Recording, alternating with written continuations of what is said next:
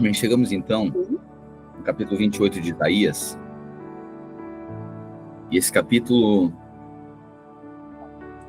existe do capítulo aqui 28 ao 33, existe uma acusação, existe uma denúncia contra os líderes de Jerusalém. Por quê?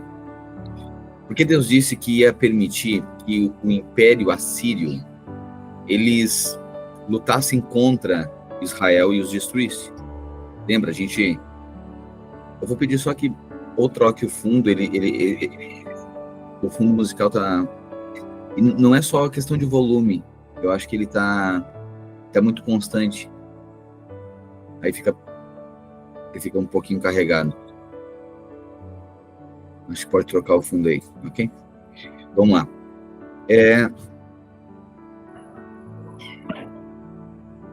Deus tinha falado que cortaria Israel, ele faz uma comparação, uma analogia a uma árvore.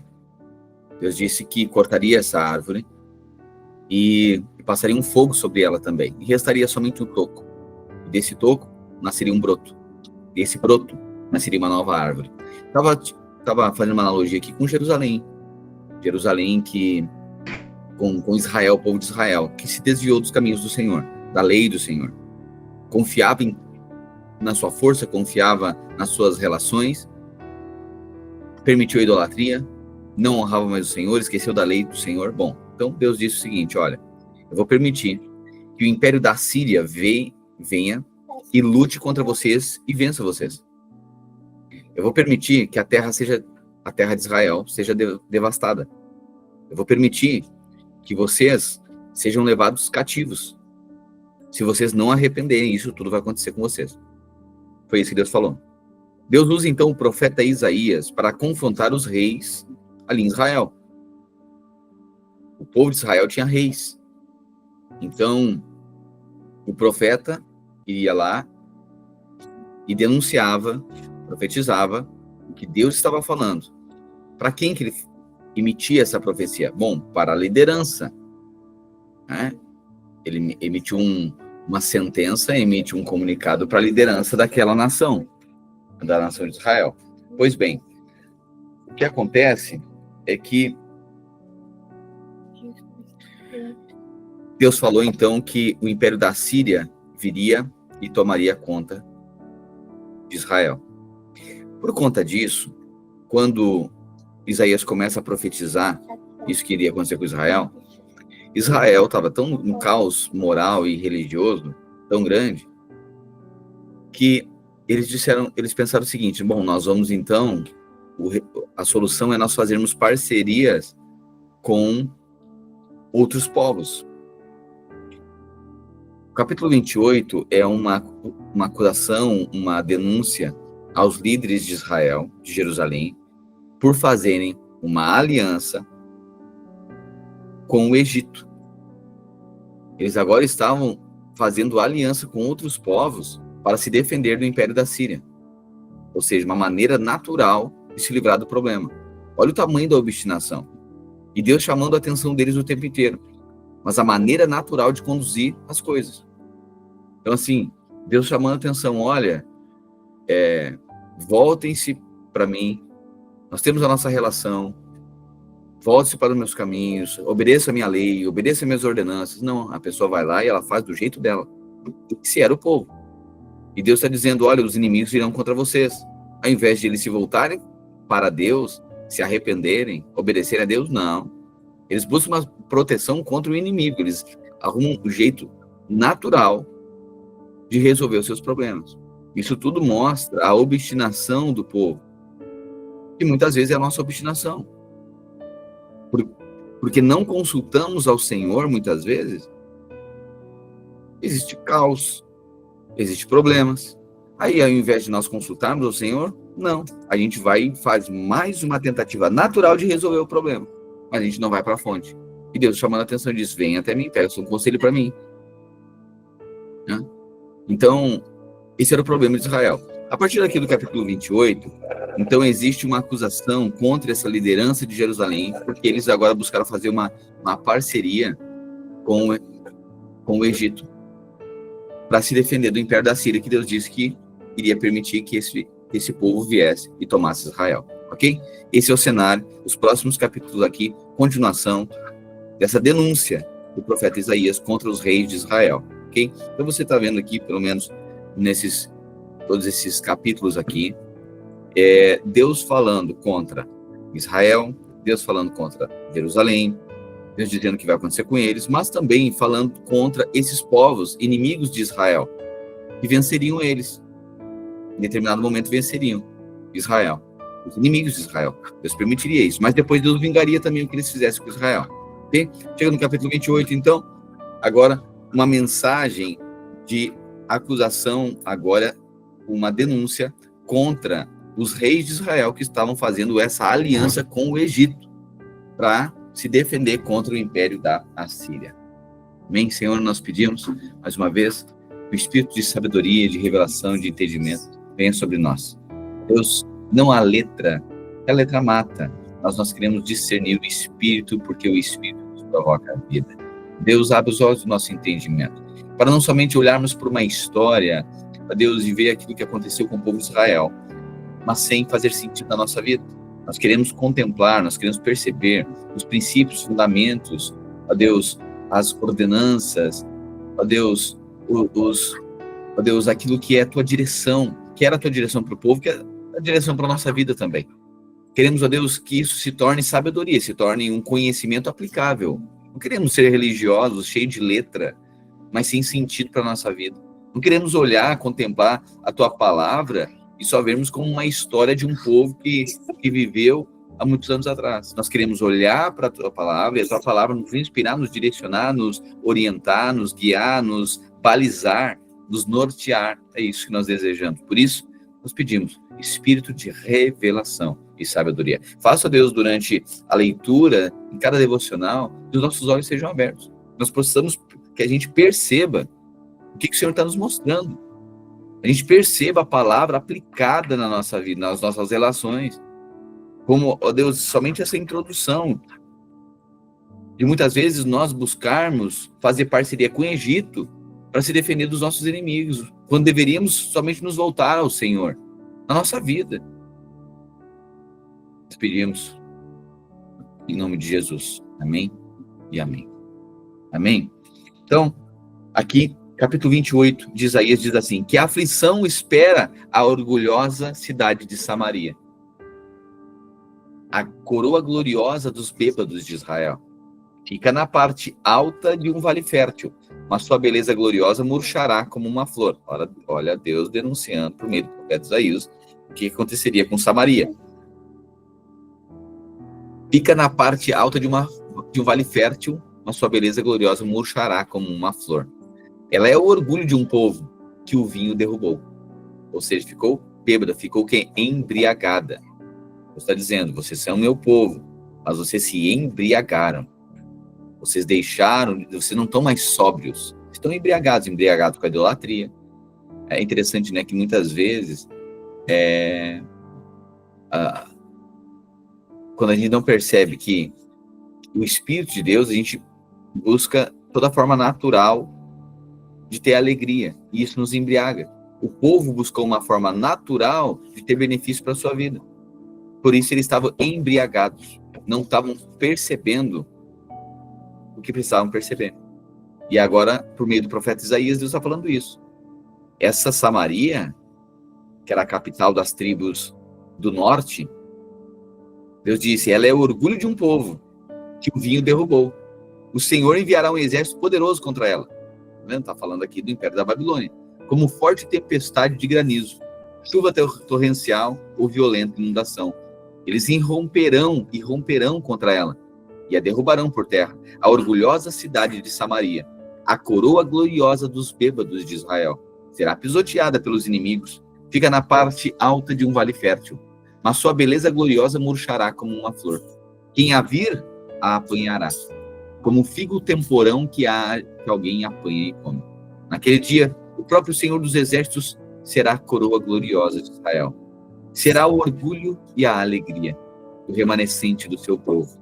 Dará a seus juízes anseio pela justiça e coragem aos guerreiros que defendem seus portões.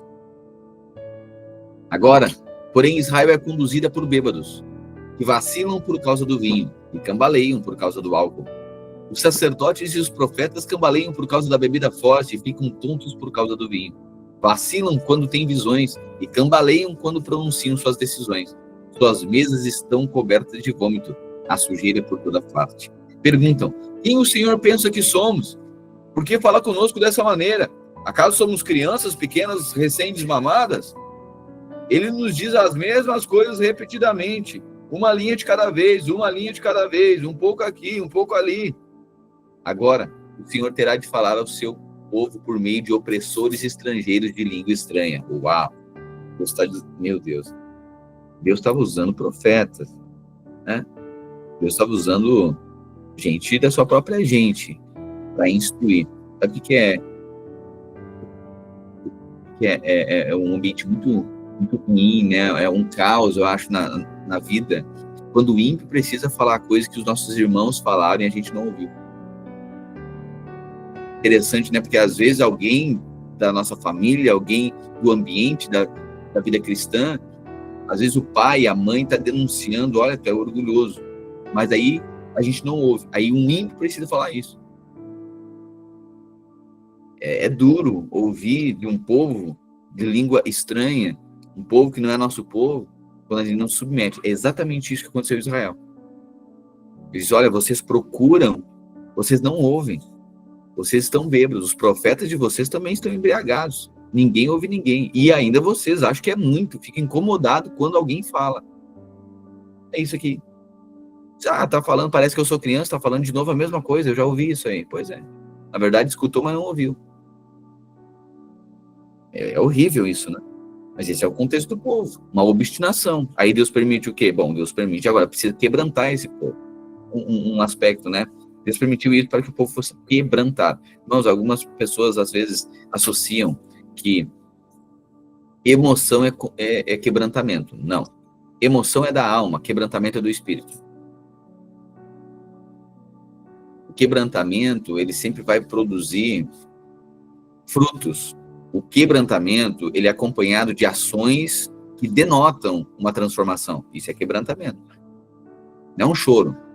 Porque pode ter, diante de um confronto, por exemplo, pode ter choro de remorso, mas não de arrependimento genuíno. Faz sentido? Uma criança pode chorar, mas ela não mudar, ela voltar a fazer a mesma coisa. Porque, na verdade, ela não arrependeu.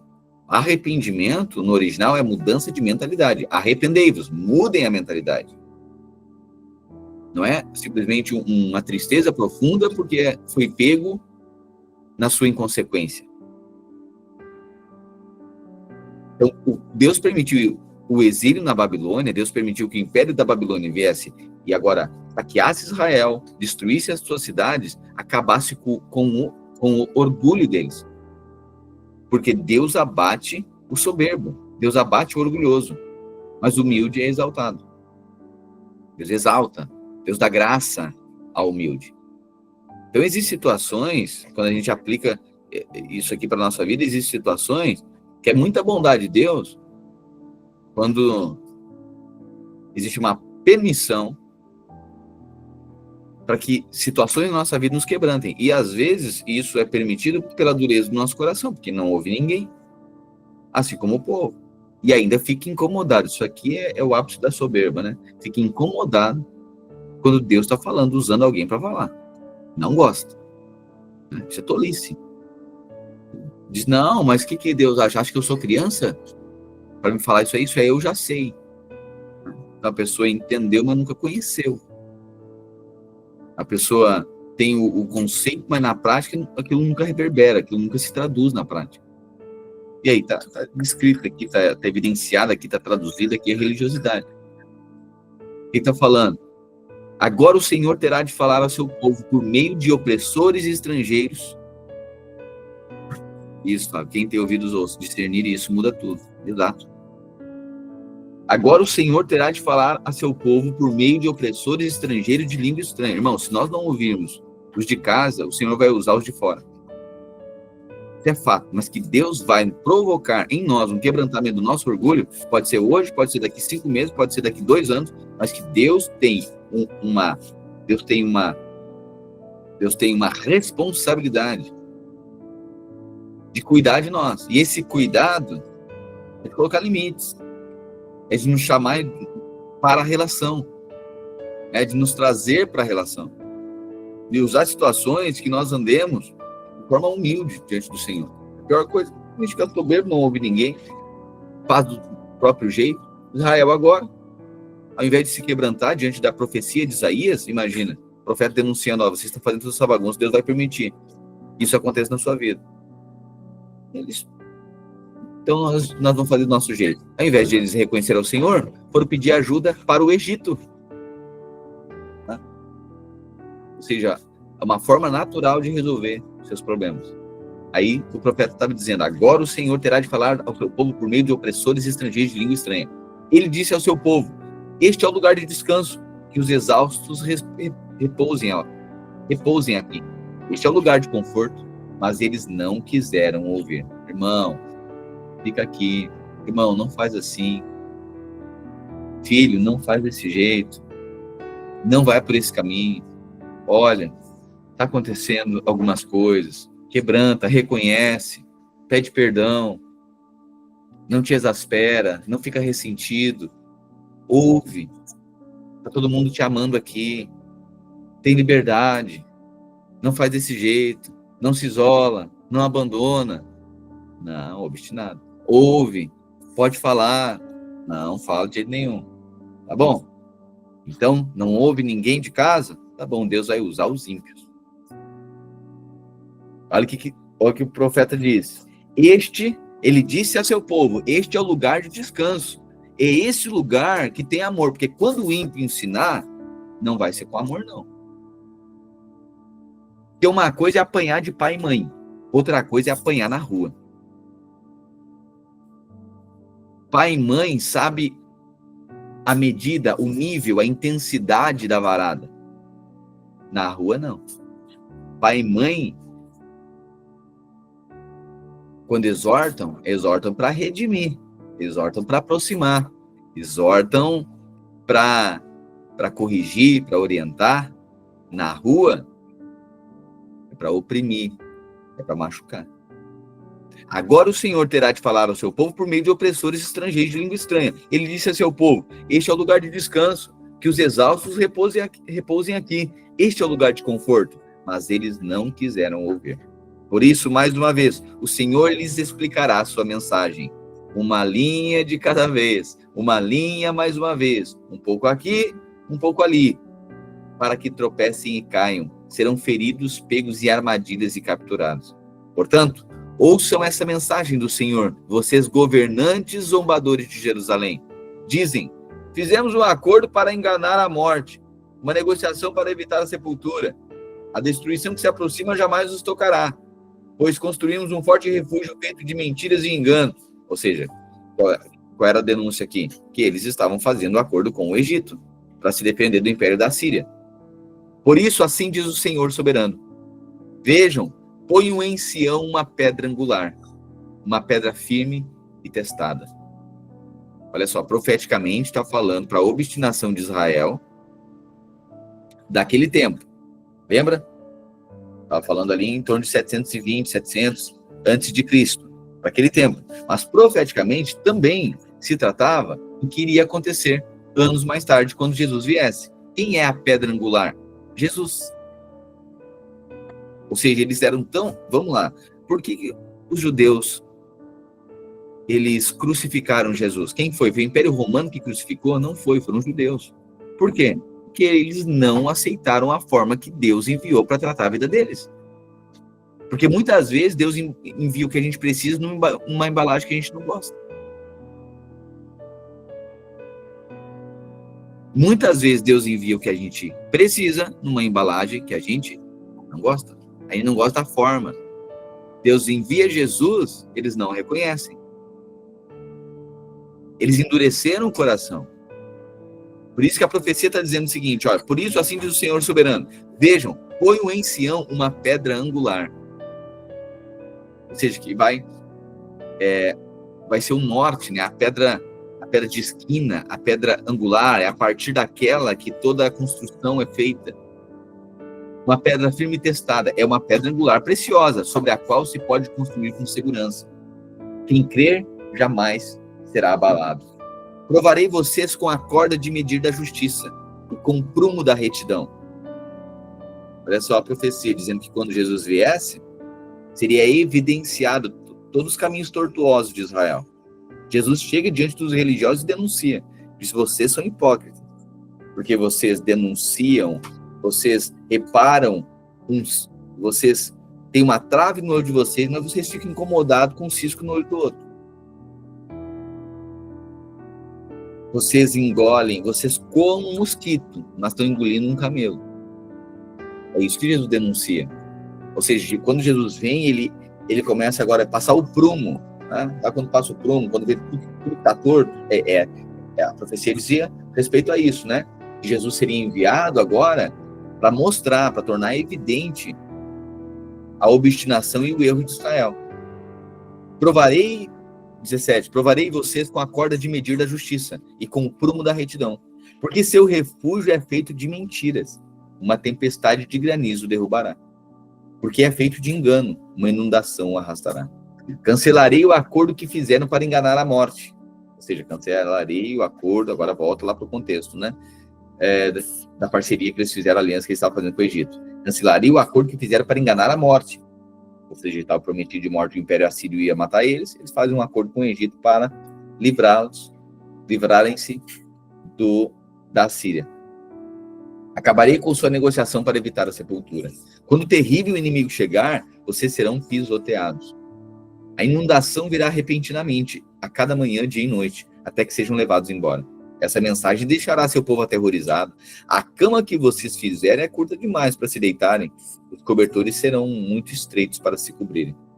O Senhor virá como fez contra os filisteus no monte Perazim e contra os amorreus em Gibeão. Virá para fazer algo estranho, para realizar um ato incomum. Pois o soberano Senhor dos Exércitos disse claramente que está decidido a destruir toda a terra. Portanto, deixem de zombar, e o seu castigo será ainda maior. Ouçam o que vou dizer. Escutem e prestem muita atenção. Acaso o agricultor vive arando a terra, mas nunca semeia? Vive preparando o solo, mas nunca planta? Por fim, não lança as sementes de endro, cominho, trigo, cevada e trigo candial? Cada uma de maneira apropriada, cada uma no seu devido lugar? O agricultor sabe exatamente o que fazer, pois Deus lhe deu entendimento. Não se debulha o endro com uma marreta. Ele é malhado com uma vara. Não se passa uma roda de trilhar sobre o cominho. Ele é batido de leve com uma ripa. É fácil moer o cereal para o pão, portanto ele não o soca demais. Ele o debulha sobre as rodas de uma carroça, mas não o tritura até virar pó. O Senhor dos Exércitos é excelente mestre e dá grande sabedoria ao agricultor. 29. Que aflição espera Ariel, a cidade de Davi. Ano após ano celebram suas festas, contudo trarei calamidade sobre vocês. Haverá muito choro e tristeza. Ariel se tornará exatamente o que significa seu nome, um altar coberto de sangue. Serei seu inimigo, cercarei Jerusalém e atacarei seus muros, levantarei torres de cerco e as destruirei. Então das profundezas da terra você falará, suas palavras virão do pó. Sua voz sussurrará no chão, como um fantasma chamado da sepultura. De repente, porém, seus inimigos cruéis serão esmagados, como o mais fino pó. Seus muitos agressores serão expulsos como palha ao vento. Está percebendo? Diz o seguinte, olha, Israel será colocado num caos tão grande, que eles vão clamar, vocês vão clamar. Das profundezas da terra você falará, suas palavras virão do pó, ou seja, de um lugar de humilhação. Se vocês forem humilhados, aí vocês vão reconhecer. Sua voz sussurrará do chão, ou seja, vocês estarão prostrados, como um fantasma chamado a sepultura. E aí fica assim, Deus? Não. Aí Deus diz, de repente, porém, seus inimigos cruéis serão esmagados, como o mais fino pó. Seus muitos agressores serão expulsos como palha ao vento. De repente, num instante, Eu, Senhor dos Exércitos, entrarei em ação, como trovão, terremoto e grande estrondo, com vendaval, tempestade e fogo consumidor. Todas as nações que lutam contra Ariel desaparecerão como um sonho. Os que atacam seus muros sumirão como uma visão noturna. O faminto sonha que está comendo, mas ao acordar ainda sente fome. O sedento sonha que está bebendo, mas ao amanhecer ainda sente sede. Assim será com seus muitos inimigos, aqueles que atacam o Monte Sião. Estão espantados? Não acreditam? Continuem cegos se quiserem. Estão entorpecidos, mas não é pelo vinho. Cambaleiam, mas não é por bebida forte. É porque o Senhor derramou sobre vocês um espírito de sono profundo. Fechou os olhos de seus profetas e videntes. Ou seja, vamos lá, Israel tinha vários profetas. Porque os profetas agora estavam cegos.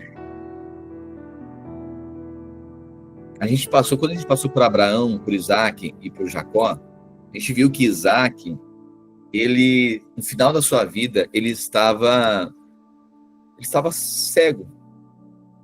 Tanto é que, quando ele foi proferir a bênção sobre Esaú e Jacó, ele foi enganado. É muito triste quando os profetas vivem uma cegueira espiritual e não discernem mais. A gente viu que Isaac teve uma vida muito tranquila. Isaac aponta para a obra daquele que é salvo, o filho, né? É uma pessoa que é salva. Ok. Mas Jacó, quando no fim da sua vida, ele também estava cego, mas ele estava discernindo coisas espirituais ainda.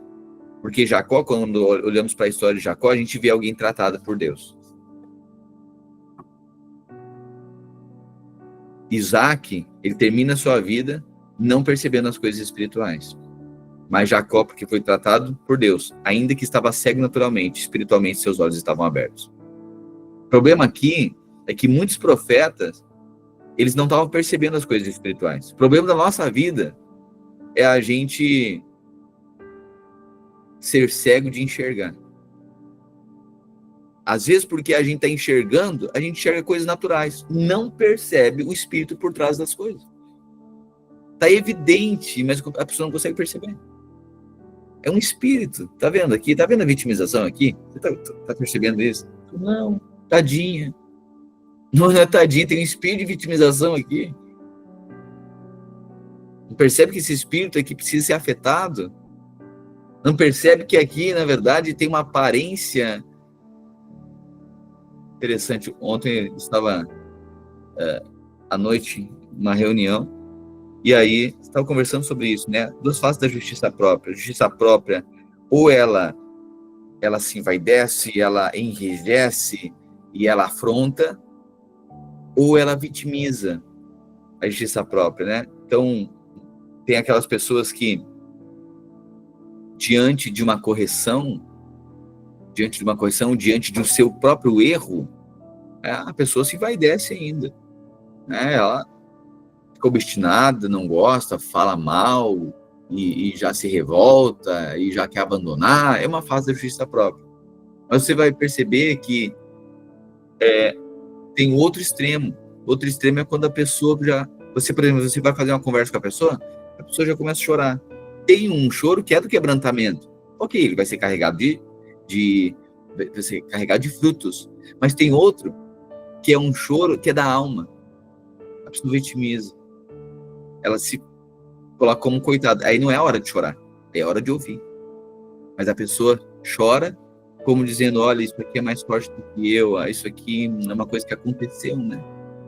É uma coisa que eu não domino. Aí a tendência é a gente olhar, pois olha só, ela não pôde dominar com isso aqui. Ela não pôde. É algo que é mais forte do que ela, né? Interessante, porque às vezes a religiosidade faz isso, né? Coisa que é problema de caráter, a pessoa coloca na conta do diabo. E aí parece, não, porque se espiritualizar, daí a pessoa não tem consequência, né? Fazer o quê? Foi um demônio que fez isso comigo. Ah, é? Então é a mesma coisa. Aí, vamos lá, aí a pessoa diz assim, não, eu peço perdão. Tá bom, tá perdoado, mas tem consequência? Ah, mas então não se perdoa? Claro. Claro que perdoa. Não, mas daí não é perdão, tem consequência ainda. Ah, então tem que falar com Deus, que expulsou Adão do Éden. Tem perdão? Tem, mas tem consequência. Por quê? Porque é fala de caráter. Entendeu? Então, quando é fala de caráter, aí a pessoa muitas vezes vai lá, vitimiza.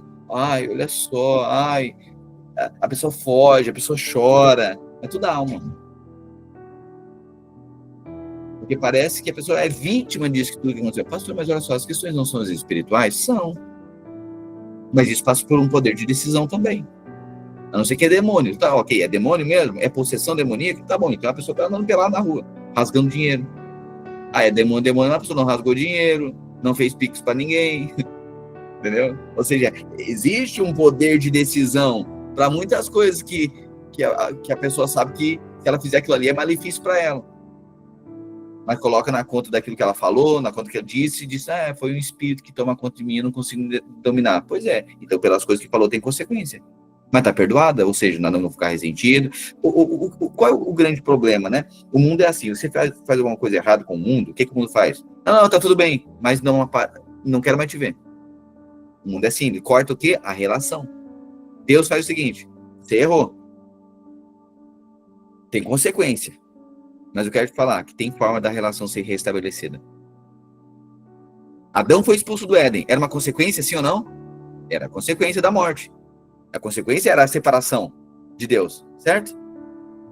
Essa era a consequência do pecado. Mas o que Deus faz? Diz, olha, vai ter consequência. Vocês vão ter dores. Tu, mulher, vai ter dores de parto. Tu, do suor do teu rosto, comerás o teu pão. Não precisava disso, estava tudo pronto aqui para vocês. Mas agora vai ter que trabalhar, vai ser luto, tu vai gerar, vai ser dores de parto. A vida de vocês vai ser pesada a partir de agora por conta do que vocês fizeram. Só que tem uma coisa. Eu perdoo vocês. Eu vou pegar um cordeiro. Eu vou enviar. Vocês mereciam morrer.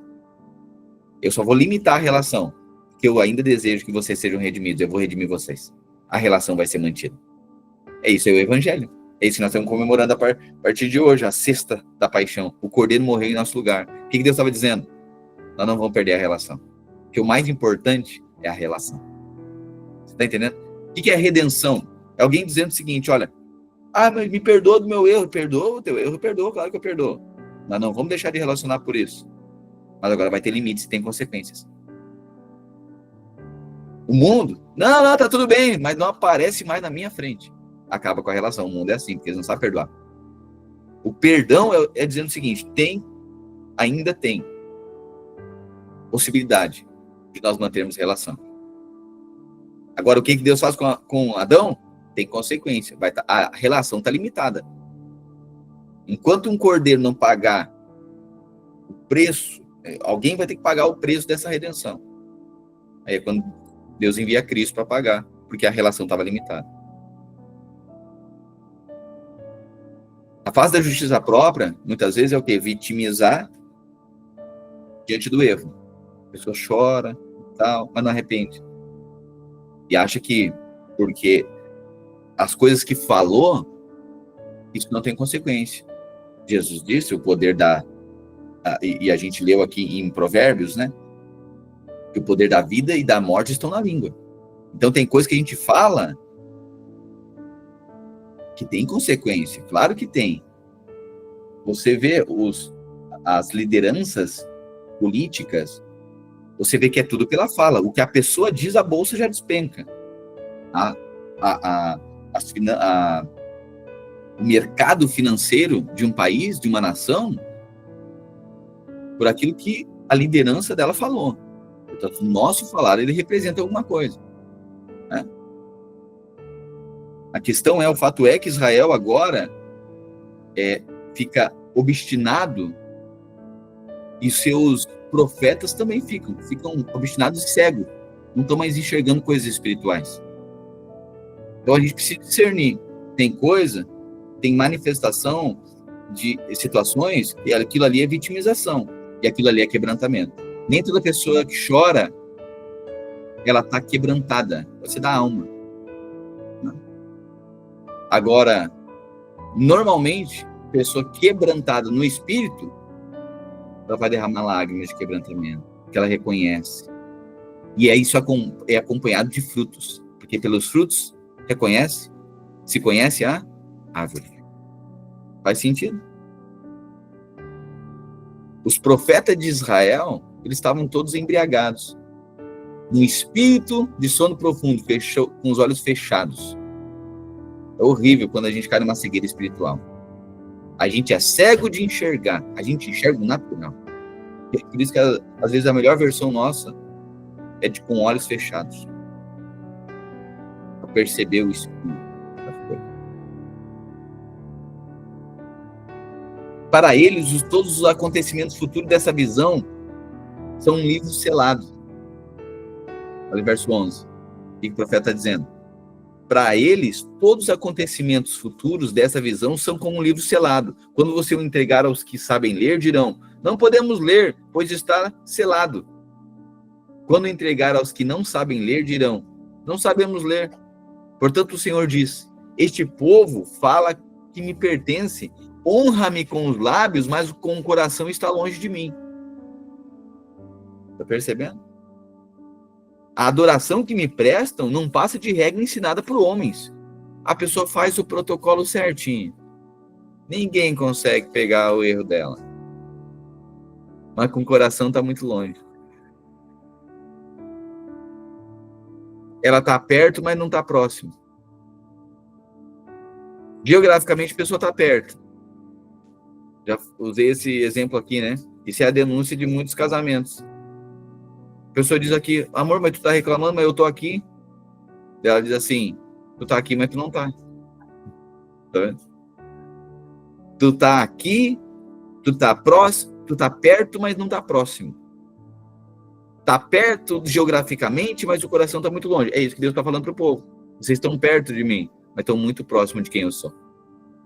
Às vezes a gente tá mais próximo de onde Deus está, mas tá mais longe de quem Ele é. Que às vezes a gente está dentro de um pé de igreja porque a gente está achando que a gente está mais perto de Deus. O nosso coração está tão longe de quem Ele é. E aí quem carrega a virtude da transformação do Evangelho pode que estar longe de um prédio de igreja, mas pode ser uma expressão mais próxima de quem Ele é. Ele está mais longe, mas está mais próximo. E o outro está mais perto, mas está mais longe. São coisas espirituais. A vocação do Evangelho, essa transformação, é que pode que a gente esteja a 2.000 quilômetros de distância, mas a gente está mais próximo de quem Ele é. A gente não está perto de onde Deus está, a gente é próximo de quem Ele é. Lá na escola, a gente não está perto do GC, mas pode que a gente seja mais próximo de quem Jesus é lá. A gente é uma expressão de quem Ele é. Que a gente não está atrelado num lugar físico, geográfico. Portanto, diz o Senhor: esse povo fala que me pertence, honra-me com os lábios, mas o coração está longe de mim. Sabe o que é isso? Religiosidade. A adoração que me prestam não passa de regras ensinadas por homens. Vai lá, faz oração, canta 2 louvor e tal, não sei o quê. Tudo protocolar.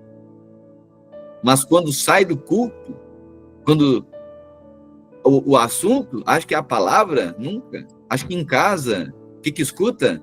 Louvor? Não. Música secular. É só um protocolo religioso.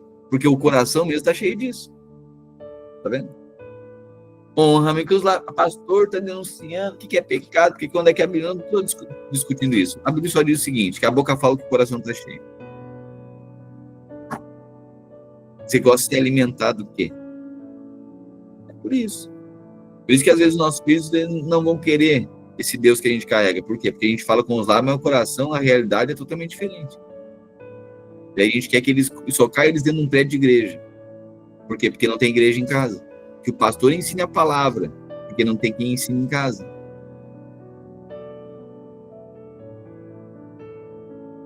Isso aqui é uma denúncia contra a religiosidade do povo. Deus está dizendo: este povo fala que me pertence, honra-me com os lábios, mas o coração está longe de mim.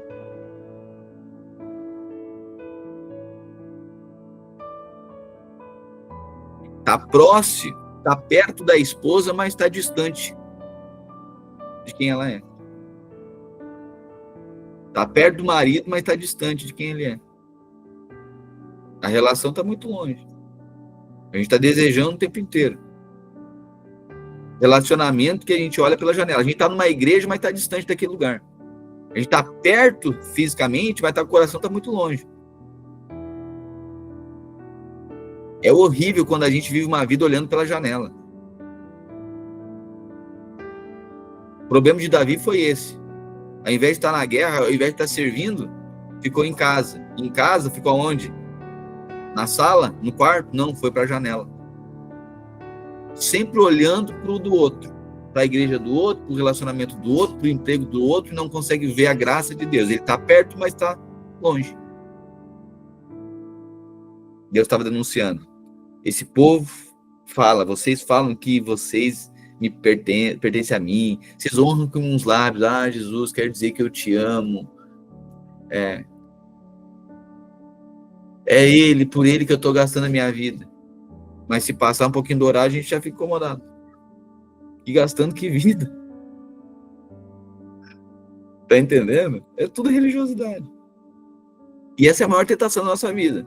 Ontem eu estava falando com os irmãos, eu estava dizendo, olha, daqui 10 anos, a probabilidade de nós sermos mais religiosos que hoje é muito maior. Que a gente vai entender mais de Deus. E esse é o grande problema da religião, que tenta entender Deus. Só que a palavra de Deus diz que Deus não quer ser entendido. Não é para entender, é para ser conhecido. Então que daqui 10 anos a gente conheça mais quem Ele é. Daí a gente vai traduzir quem Ele é nas nossas relações.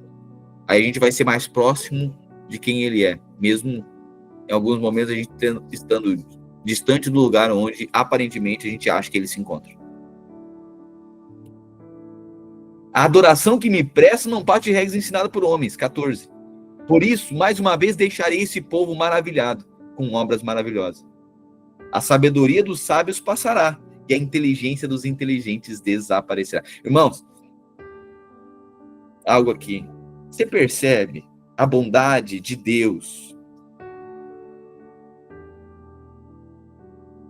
A palavra de Deus só removendo toda essa estrutura religiosa que a gente aprendeu, que a gente é a nossa vida. É só isso. Uma questão de natureza que a gente carrega, só de forma, de performance, e a gente não gosta dos confrontos, a gente não gosta, mas é muita bondade de Deus. E o que eu assim, consigo celebrar é que cada vez mais a palavra ela tem sido revelada e a gente está, sabe, sendo lavado disso tudo. Isso tudo tudo que é humano, natural, terreno, carnal, vai acabar na nossa vida. Nós estamos num processo, a boa obra que Ele começou, Ele vai concluir. Aleluia! Somos gratos, sabe? O Senhor está nos arrancando das garras da religião. E é coisa mais linda isso. Sabe, o aspecto da religião não é só tudo que é procedimento é religioso. Não, isso é no coração, é a forma de falar, a forma de interpretar as coisas.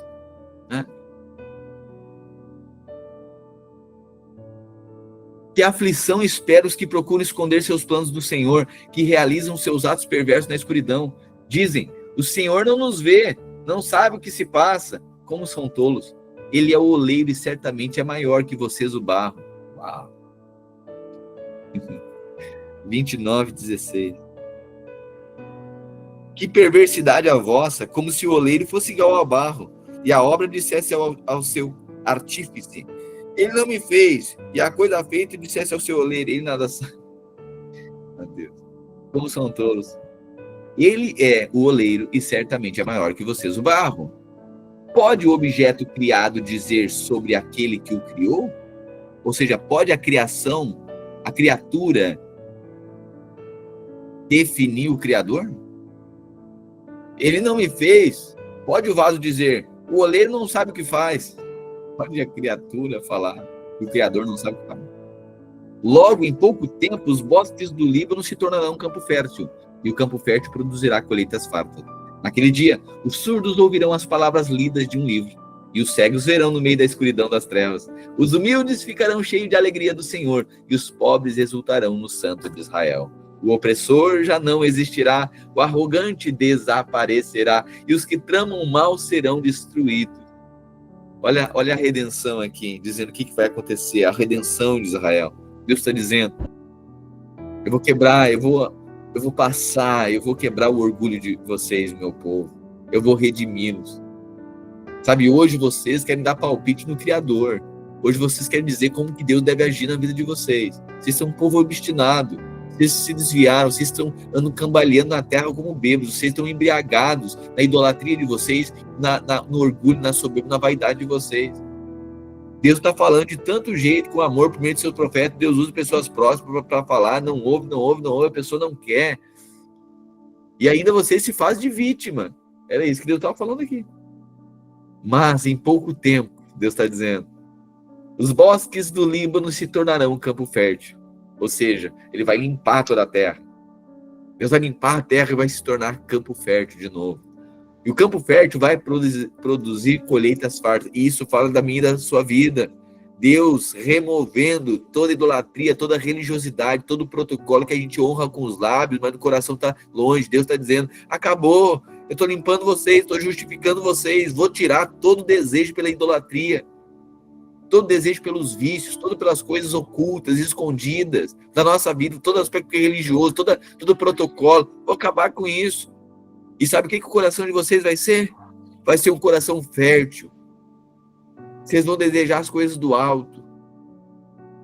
Vocês não vão precisar mais lutar contra com as próprias forças, tentando, sabe, tentando amar a Deus na força. Não, Deus vai fazer isso.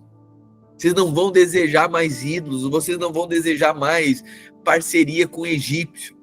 Vocês serão um povo santo, uma nação pura. Seu coração não vai desejar mais as coisas do mundo. Você não vai ficar flertando o tempo inteiro com a vida que você tinha. O seu coração será uma terra fértil em que a semente da palavra será lançada e vai produzir muitos frutos. A sua vida vai produzir frutos, sua casa vai ver isso, sua esposa vai ver isso, seu esposo verá isso, seus filhos verão isso. Vocês serão um terreno frutífero. Mas é Deus que permitiu muitas coisas acontecer para quebrantar, para quebrar o orgulho, para vir a luz, está saindo a luz. Ó Israel, ó povo de Deus, ó gentios, ó igreja. Logo, em pouco tempo, os bosques do Líbano se tornarão um campo fértil, e o campo fértil vai produzir colheitas fartas. Naquele dia, os surdos ouvirão as palavras lidas de um livro, e os cegos verão no meio da escuridão e das trevas. Ou seja, Deus estava dizendo, o tempo da luz, vocês não viram. Mas aí veio a escuridão da opressão da Babilônia. Lá, na opressão, no lugar de densas trevas, porque foram quebrantados, no meio da escuridão, vocês conseguirão perceber e ver as coisas.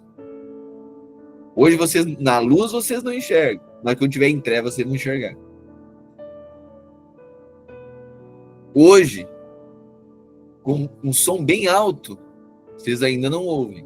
Mas quando vocês ficarem surdos, vocês vão ouvir. Olha que paradoxo isso. É porque tem coisas que a gente não escuta quando está bem alto. Mas no sussurro do Espírito, quando não tem ninguém mais falando, a gente percebe aquilo que se perdeu. Aí a gente consegue ouvir aquilo que a gente estava escutando quando tinha muito barulho. E quando tem muito barulho, a gente está distraído. Naquele dia, os surdos ouvirão as palavras lidas de um livro, e os cegos verão no meio da escuridão e das trevas. Os humildes ficarão cheios da alegria do Senhor, e os pobres exultarão no Santo de Israel. O opressor já não existirá, o arrogante desaparecerá.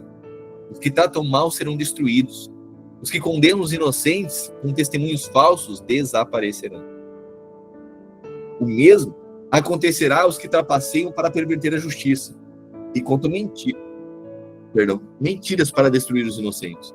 Por isso o Senhor que resgatou Abraão diz ao povo de Israel, aleluia, meu povo não será mais envergonhado, nem ficará pálido de medo, quando virem seus muitos filhos e todas as bênçãos que lhes dei. Reconhecerão a santidade do Santo de Jacó. E temerão o Deus de Israel. Os que se desviam terão discernimento, e os que se queixam aceitarão a instrução. Aleluia. Então, o que é isso? É um povo que foi redimido pela graça.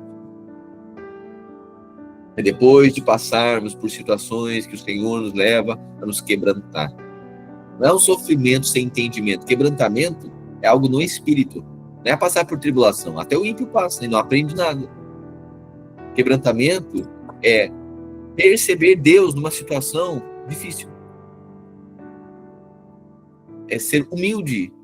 É ter o coração ensinável, capaz de suportar situações angustiantes, tribulações, desprezos.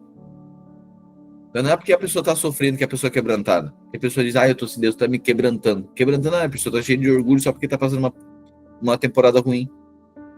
Um quebrantamento não é o que faz com a gente, é o que a gente faz diante daquilo que faz com a gente. Por isso que Jesus diz, sabe o que é quebrantamento? É dar a segunda face. Dar o outro lado da face. Isso é quebrantamento. A gente acha que quebrantamento é quando a gente está levando um tapa na cara. Não. Deus está me quebrantando. Levei um tapa no rosto. O que fez? Dei outro.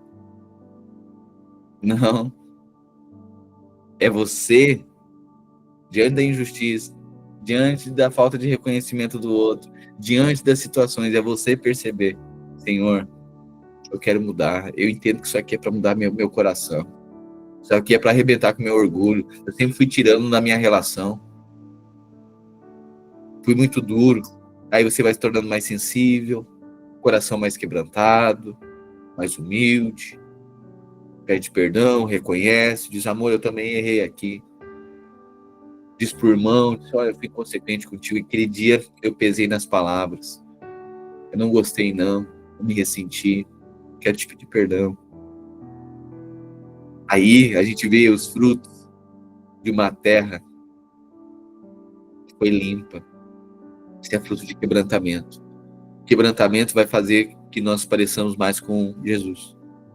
A pessoa quebrantada é aquela que se parece mais com Jesus. Não é na aparência religiosa do mundo que Jesus é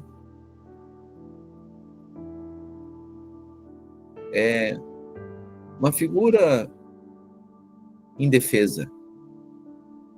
Não. Sabe o que se parece com Jesus? O dia que a gente vira mesa porque tem um comércio sendo feito nas nossas relações. A gente tem que virar mesa. Isso parece com Jesus. Eu vejo Jesus e muita gente que está denunciando as coisas. Não é como um religioso. Ele chega e fala para a pessoa certa, na hora certa. Ele tem capacidade de chegar lá e confrontar a pessoa e dizer, tu tá errado, meu irmão. Isso aqui se parece com Jesus. Isso aqui é gente quebrantada.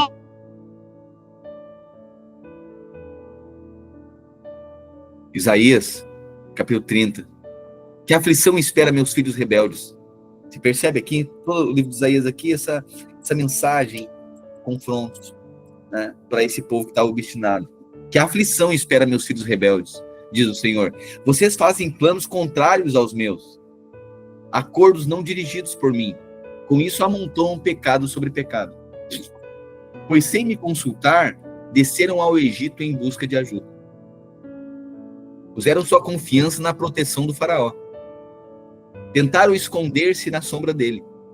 Mas ao confiar no faraó, serão envergonhados. Tá vendo? Aliança com o Egito. Ao esconder-se nele, serão humilhados. Pois embora o poder dele se estenda até Zoan, e seus embaixadores tenham chegado a Anes, todos os que confiam nele serão envergonhados. Ele de nada os ajudará, mas sim lhes trará humilhação e desonra. Recebi essa mensagem acerca dos animais do Negueb. As caravanas se movem lentamente pelo terrível deserto, lugar de leoas e leões, de serpentes e cobras venenosas. Seguem em direção ao Egito, com jumentos carregados de riquezas, camelos levando muitos tesouros, pagamentos em troca de proteção. Olha aqui o comércio. Pagamento em troca de proteção. Ou seja, Israel agora, sabendo que Deus havia dito que traria o império da Síria para devastá-los, pela soberba e pela obstinação dos seus corações, eles fazem o quê? Parceria com o Egito. Vão lá e fazem um comércio.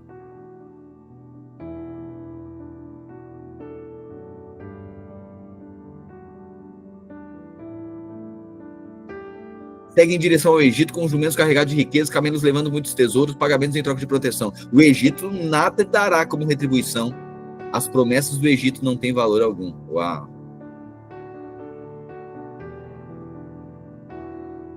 Sabe, às vezes a palavra, Deus está falando coisa para nossa vida o tempo inteiro, né? Por meio da sua palavra, em cada GC, em cada culto. Mas às vezes a gente fica mais contente com o que alguém fala para nós do que quando Deus fala. A gente tem mais esperança na promessa que um patrão diz que vai fazer, que um amigo diz que vai fazer uma parceria, não sei das quantas, que vai dar um dinheiro que agora vai dar. A gente crê mais nisso do que Deus está falando para nós. Se Deus falar que esse ano, Deus está falando que esse ano está declarado a profecia. Ele vai abrir caminho em lugares desertos e vai colocar rios em lugares antes desolados. E ele vai trazer um tempo de restituição. Mas sabe o que é para muitos de nós? Não é nada. A gente vai fazer da forma natural. Aí, se alguém promete uma parceria, se alguém promete alguma coisa, o nosso coração fica vibrante. Por quê? Porque nos empolga mais o Egito, a promessa do Egito, do que o Deus de Canaã. Você está entendendo? Sabe o que é lindo? É quando a palavra, por isso que eu digo, não é que tem que comentar da palavra, não, é quando a palavra entra no nosso coração e aquilo a gente fica reverberando. Quando a gente recebe uma palavra, aquilo marca os nossos dias. Deus falou, eu creio. Ah, Jesus, eu creio, eu estou esperando. Minha esperança está no Senhor. Esse ano é o tempo da restituição. É uma palavra, a gente não depende de nós. Aqui só está uma terra fértil, um coração que crê. Eu creio, Senhor. A minha dependência não está em homens. A minha dependência, o meu socorro não vem de homem, não vem de promessa humana. Vem do Senhor. Eu sei que é o Senhor que vai fazer. A tua palavra é suficiente para mim. Esse ano é tempo da restituição. Eu creio, eu recebo, me aproprio da minha vida. O Senhor é um lugar... Deus está um deserto, mas eu sei, tem uma promessa que Deus vai abrir caminhos no meio do deserto, e lugares desolados, é ermo, não tem nada ali. Deus vai jogar água, e hoje tem água, tem vida, vai florescer, vai frutificar, vai ter vida. É uma palavra profética, é isso que nos move. Sabe, em algum momento nós precisamos crer,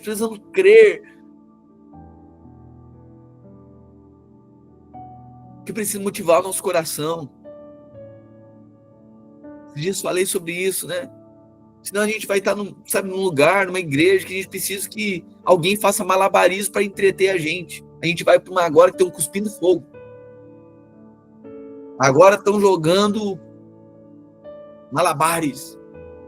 Agora estão andando uma corda bamba com uma roda em cima. Agora isso aqui tem um show para nos entreter. Por quê? Porque a palavra não nos sustenta. Jesus diz, bem-aventurados os que não viram, mas creram. Bem-aventurados são aqueles que ouvem a palavra que Deus está falando, se apegam, colocam o seu coração, guardam isso. Que motiva, sabe? Isso motiva para a semana inteira. A gente posta a frase de tanta gente. Mas a palavra está dizendo, olha, essas promessas do Egito, às vezes a gente diz, não, porque o fulano falou que vai conseguir uma vaga de emprego para mim. Ah, meu Deus. A gente tem mais esperança nisso do que Deus falando que vai abrir com portas do céu. A gente fica mais calmo quando o médico diz do que quando a palavra diz.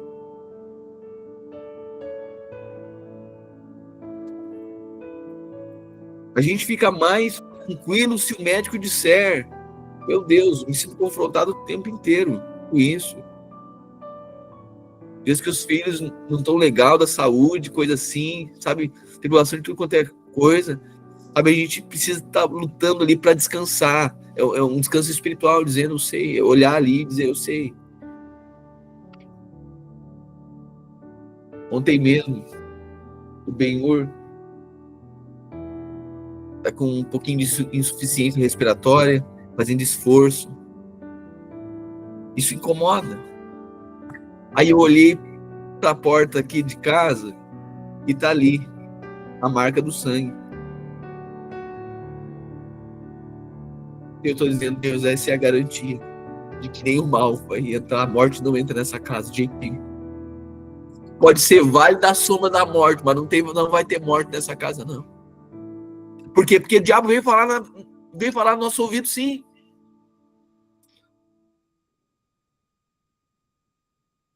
Eu era para ter o irmão mais velho, o Lucas, morreu de bronquite asmática. E aí isso fica tribulando no coração.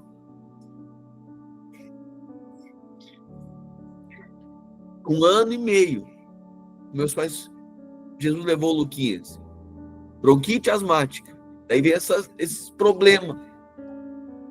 E o que o diabo fica falando? Vai ser a mesma coisa. Vou comprometer. Vai ter sequela, sei lá, um tanto de coisa. Mas aí a gente fica com esperança para ver o que o médico vai dizer. Não, eu preciso olhar para a marca do sangue que está na minha casa. O sangue diz que nem o mal te sucederá, praga alguma vai chegar na tua tenda. A morte não vai chegar na tua casa. É isso que deve motivar. É os desafios nossos de cada dia. Para sair desse aspecto religioso, dizer que é crer em Deus, mas no dia mal, a gente acredita mais do que o médico. Se o médico diz que pode, que não pode. Eu não estou dizendo que é para desonrar o que o médico está falando. Eu estou dizendo que a nossa máxima esperança não deve honrar lá os procedimentos que as pessoas falam, mas nosso coração, nossa esperança, nosso descanso não pode estar nisso, só isso.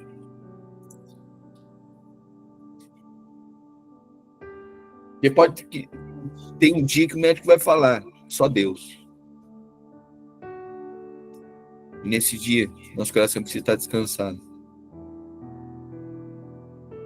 O Egito não dá nada como retribuição. As promessas do Egito não têm valor algum. Por favor, circule isso. Versículo 7. 30, verso 7. Pois quanto ao Egito, vão e inútil é o seu auxílio. Por isso lhe chamei. Camarola que nada faz. As promessas do Egito não têm, por favor, escreva isso. As promessas, as palavras, as sentenças do Egito não têm valor algum.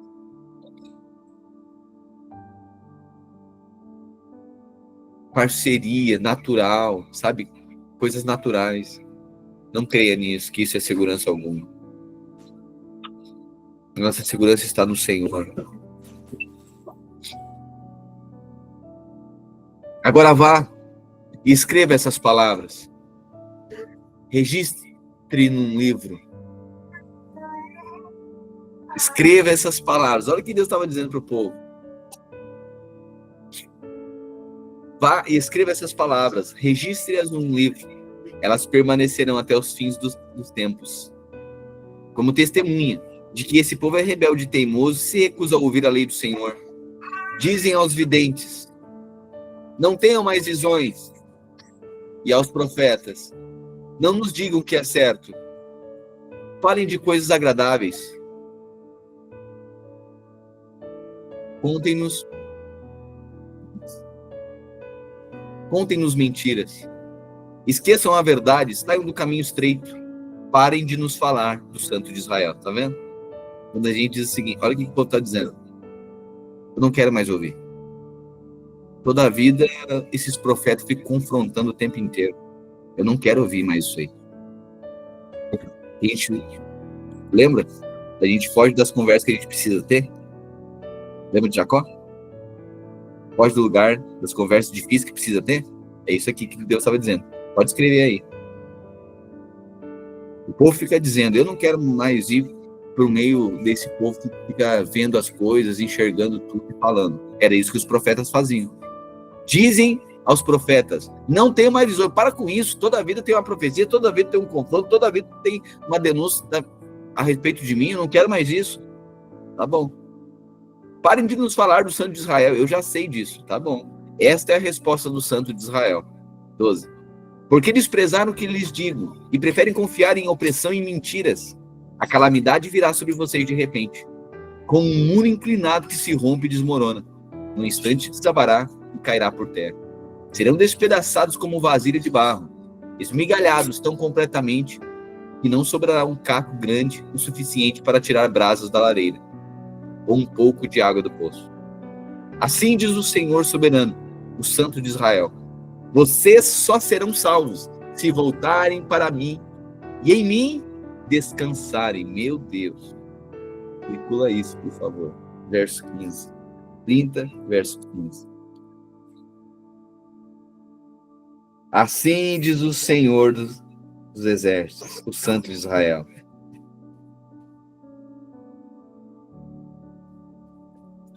Vocês só serão salvos se voltarem para mim e em mim descansarem. Na tranquilidade e na confiança está a sua força. Mas vocês não quiseram saber. Disseram, nada disso, entraremos na batalha montados em cavalos velozes. Meu Deus, Deus está dizendo, você vai tentar com a sua força.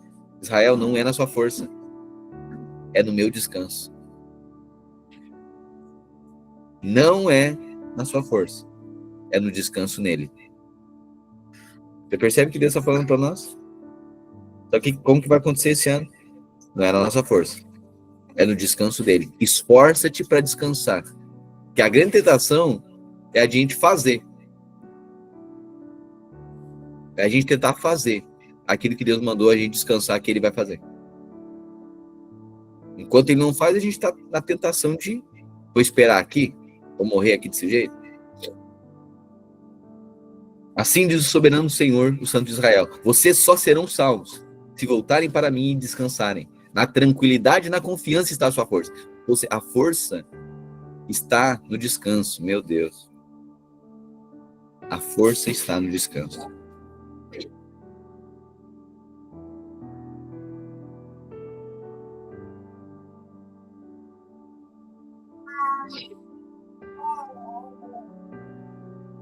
Disseram, nada disso, entraremos na batalha montados em cavalos velozes. A única velocidade que verão, porém, será de seus inimigos os perseguindo.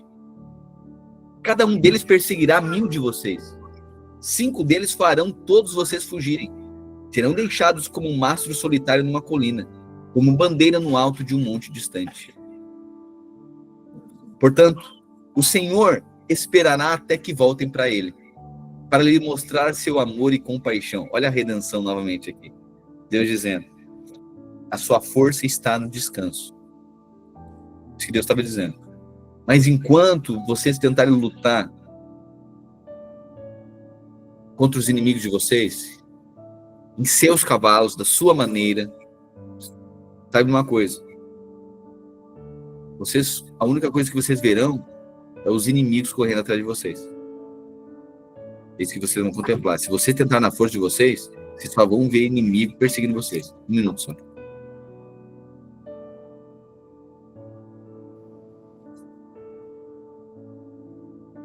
Cada um deles perseguirá 1000 de vocês. 5 deles farão todos vocês fugirem. Serão deixados como mastro solitário numa colina, com bandeira no alto de um monte distante. Portanto, 18. 30, Isaías 30, 18. Portanto, o Senhor esperará até que voltem para ele. Olha a redenção. Para lhes mostrar seu amor e compaixão. Pois o Senhor é Deus fiel. Felizes os que nele esperam.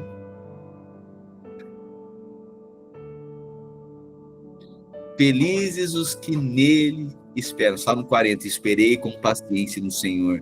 Ele se inclinou para mim e ouviu meu clamor. Felizes são aqueles que esperam em Deus. Ó povo de Sião que mora em Jerusalém, você não chorará mais. Aleluia.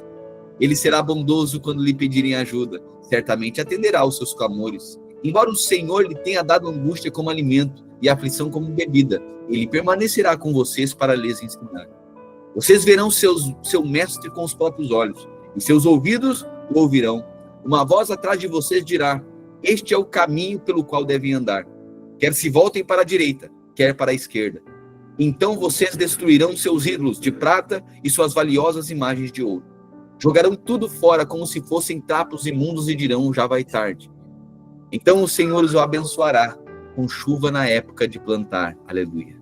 Vocês terão colheitas fartas e muita pastagem para seus animais. Os bois e os jumentos que lavram a terra comerão cereais de boa qualidade e o vento levará a palha. No dia em que seus inimigos forem massacrados e as torres caírem, haverá riachos correndo em todos os montes e colinas. A lua será tão brilhante quanto o sol, e o sol será 7 vezes mais claro, como a luz de 7 dias em um só. Assim será quando o Senhor começar a sarar o seu povo e curar as feridas que lhe causou. Vejam, o Senhor vem de longe, ardendo de ira, cercado de densas nuvens de fumaça. Seus lábios estão cheios de fúria, suas palavras consomem como fogo. Seu sopro é como inundação, que sobe até o pescoço dos seus inimigos. Com sua peneira separará as nações para a destruição, colocará nelas um freio e as levará à ruína. Mas vocês entoarão um cântico de alegria, como os cânticos das festas sagradas. Vocês se alegrarão como quando o flautista conduz um grupo de peregrinos a Jerusalém. O monte do Senhor, a rocha de Israel. O Senhor fará ouvir sua voz majestosa e mostrará a força do seu braço poderoso. Em sua ira descerá como chamas devoradoras. Chuvas torrenciais, tempestades de pedra e granizo. Por ordem do Senhor, os assírios serão despedaçados. Ele os ferirá mortalmente com o seu cetro. Quando o Senhor os ferir com uma vara de castigo, seu povo celebrará com tamborins e harpas. Ele levantará seu braço poderoso e lutará contra os seus inimigos. Tofete, o lugar de fogo, há muito está pronto para o rei assírio. Um monte de lenha guardada sobre a fogueira. O sopro do Senhor, como o fogo de um vulcão, a acenderá. Então você percebe aqui o aspecto profético, né? Dizendo também a respeito do dia do juízo de Deus sobre a terra, né? O lugar de fogo há muito tempo está pronto para o rei assírio. Quem é um tipo, né? O rei da Assíria, fala sobre Satanás. A Síria, os inimigos. Satanás e seus demônios, o império das trevas. O lugar de fogo, o lago de fogo e enxofre, está há muito tempo pronto para o rei assírio, para Satanás, quando Satanás for tirado da terra, quando for julgado. Então, a profecia dizia a respeito para 700 anos antes de Cristo, ok? Naquele tempo, Isaías denunciando todo o caos que estava no povo de Israel, para eles se voltarem ao Senhor. Deus usaria o império da Síria para subjugá-los, mas depois usaria o império da Babilônia para derrotar a Síria. Julgaria os seus inimigos. Ok, isso aconteceria lá com o povo de Israel 700 anos antes de Cristo. Mas também, profeticamente, fala do tempo do fim. Ou seja, Deus vai julgar a terra. Satanás será lançado no lago de fogo e enxofre. Haverá paz na terra. O sopro do Senhor, como fogo de um vulcão, a acenderá. 31. Que aflição espera os que buscam a ajuda do Egito? É tribulação, né? E confiem em seus cavalos, carros e cavaleiros, que depende da força de exércitos humanos, em vez de olhar para o Senhor, o Santo de Israel. Em sua sabedoria, o Senhor enviará grande calamidade. Não mudará de ideia. Ele se levantará contra os perversos e contra aqueles que os ajudam. Pois os egípcios são simples mortais, e não Deus. Seus cavalos são apenas carne, e não espírito. Quando o Senhor levantar a mão contra eles, tropeçarão aqueles que ajudam, e aqueles que são ajudados. Todos cairão e morrerão juntos. Pois o Senhor me disse, quando um leão jovem e forte ruge sobre a ovelha que ele matou, não se assusta com os gritos nem com os ruídos de um bando de pastores. De igual modo, o Senhor dos Exércitos descerá e lutará sobre o monte Sião. Olha isso, olha a profecia. De igual modo, o Senhor dos Exércitos descerá e lutará sobre o monte Sião. Onde que está o monte Sião? Lá em Jerusalém.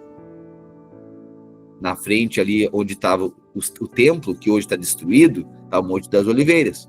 Foi ali que Jesus disse para os discípulos, hoje vocês estão me vendo subir, mas haverá o dia que todos me verão descer. A profecia está dizendo, um dia o Senhor dos Exércitos, Jesus, sobrevoará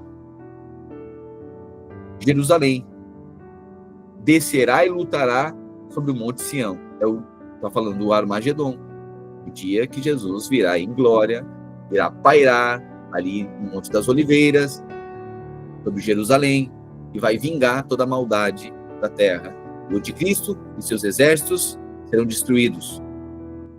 E a partir desse momento, 1000 anos de paz aqui na terra. O Senhor dos Exércitos sobrevoará Jerusalém, verso 5, e a protegerá como uma ave protege um ninho. Defenderá e livrará a cidade, passará sobre ela e a salvará. Ó israelitas, embora sejam rebeldes e perversos, voltem para o Senhor. Chegará o dia em que cada um de vocês jogará fora os ídolos de ouro e as imagens de prata que suas mãos pecaminosas fizeram. Os assírios serão destruídos, mas não por espadas de homens. A espada de Deus os ferirá. Entrarão em pânico e fugirão. Os jovens assírios serão levados como escravos.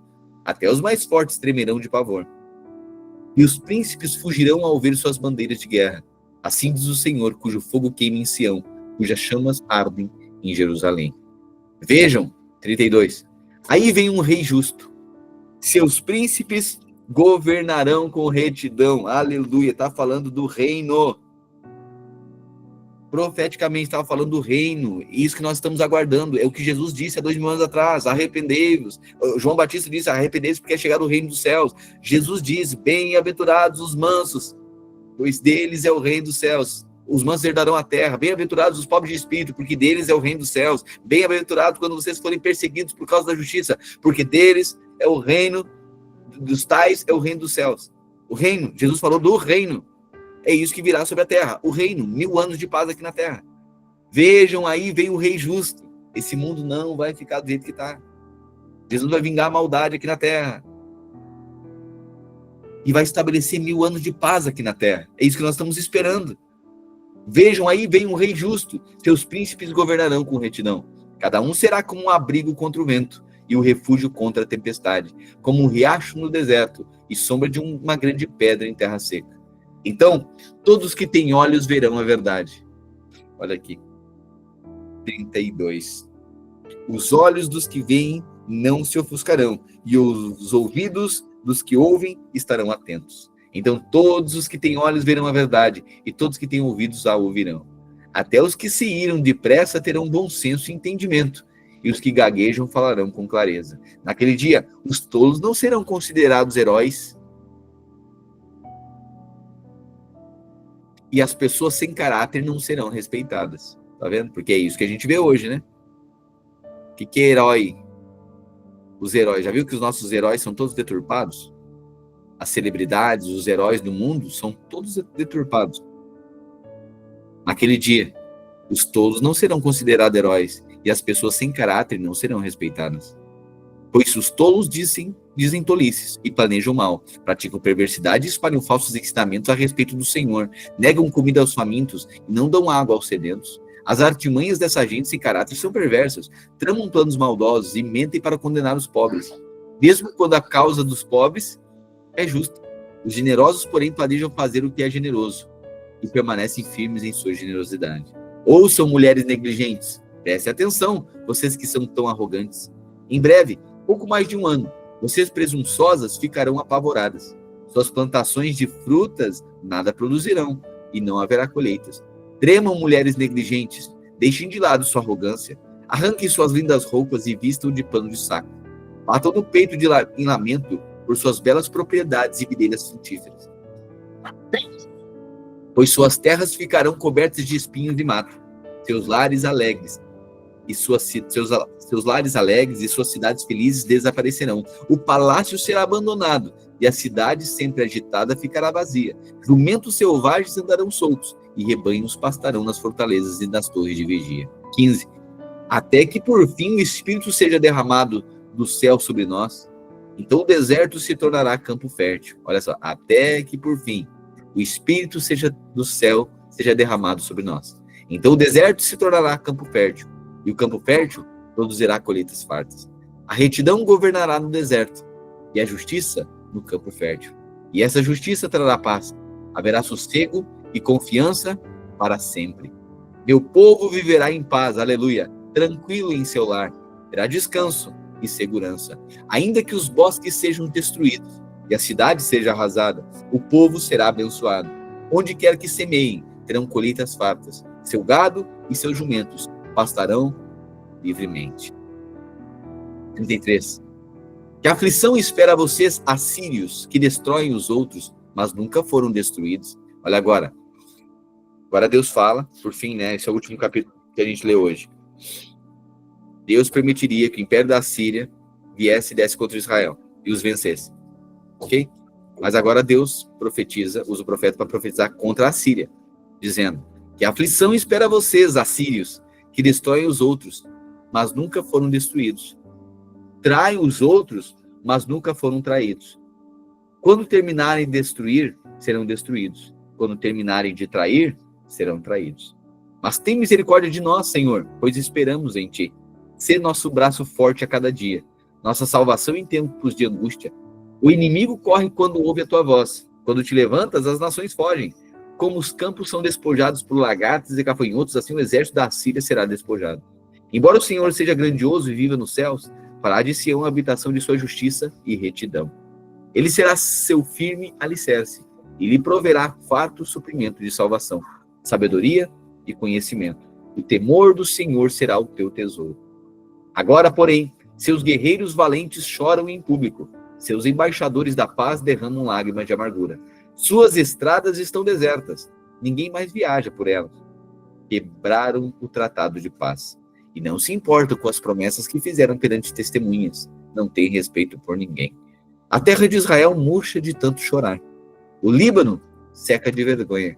A planície de Saron agora é um deserto. Bazã e Carmelo foram saqueados. O Senhor, no entanto, diz: agora me levantarei. Agora mostrarei meu poder e minha força. Você só produz em capim seco e palha. Seu sopro se transformará em fogo e os consumirá. Seu povo será completamente queimado, como os espinheiros cortados e lançados no fogo. Preste atenção ao que eu fiz, nações distantes. Vocês que estão próximos, reconheçam o meu poder. Os pecadores em Sião tremem de medo. O terror se apodera dos ímpios. Quem pode conviver com esse fogo consumidor? Quem pode sobreviver a essas chamas devoradoras? Os que são justos e íntegros não lucram por meio desonestos, que se mantêm afastados de subornos, que não dão ouvidos aos que tramam assassinatos, que fecham os olhos para toda tentação de fazer o mal. Esses habitarão nas alturas, as rochas dos montes serão a sua fortaleza. Terão provisão e alimento, e não lhes faltará água.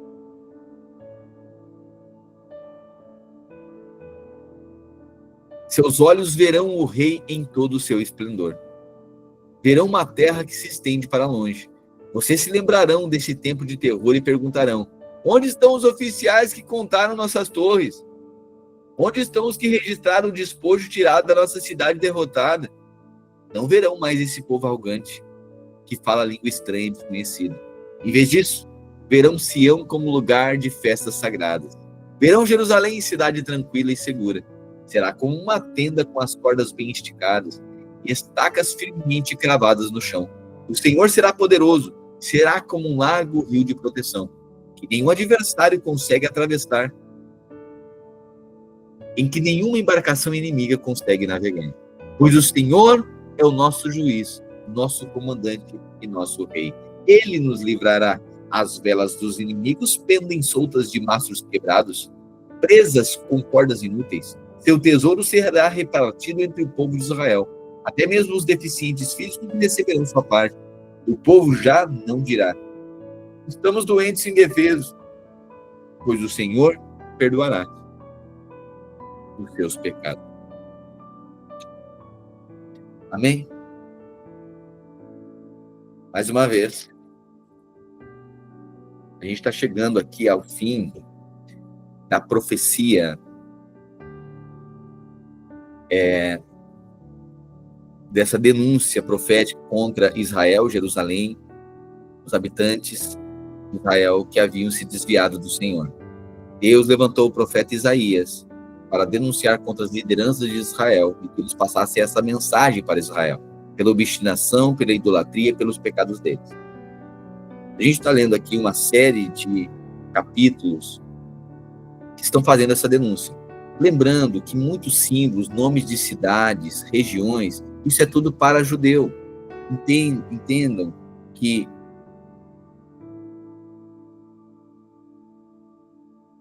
esses lugares, eles são comuns para os judeus. Muitas expressões aqui eram comuns para os judeus.